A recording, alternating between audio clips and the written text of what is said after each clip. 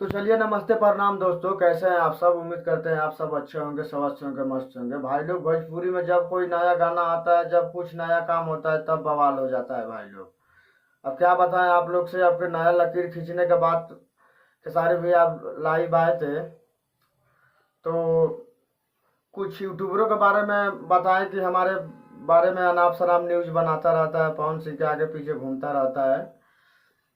तो भैया, भोजपुरी में जब कोई नया लकीर खींच देते हैं पवन भैया, तब रोना धोना, कुछ लोग हैं कि रोना धोना चालू कर देते हैं। तो भाई लोग, ऐसा कब तक करिएगा?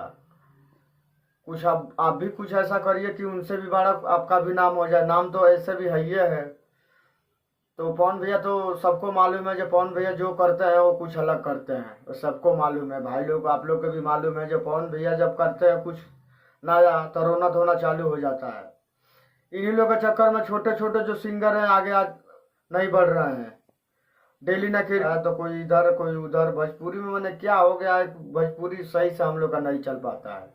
जब कुछ होता है, कोई नया काम होता है, तब कोई रोना धोना चालू कर देता है। तो भाई, आप लोग से हम यही बता रहे हैं कि छोड़िए सब बात। भोजपुरी हम लोग का जान है। भोजपुरी हम लोग का एकदम क्या बताएं भाई लोग, इतना भोजपुरी हम लोग का पावरफुल है भाई। कुछ लोग के चक्कर में भाई भोजपुरी बर्बाद हो रहा है। खेसारी भैया लाइव आए थे, बहुत बात बोले लाइव में।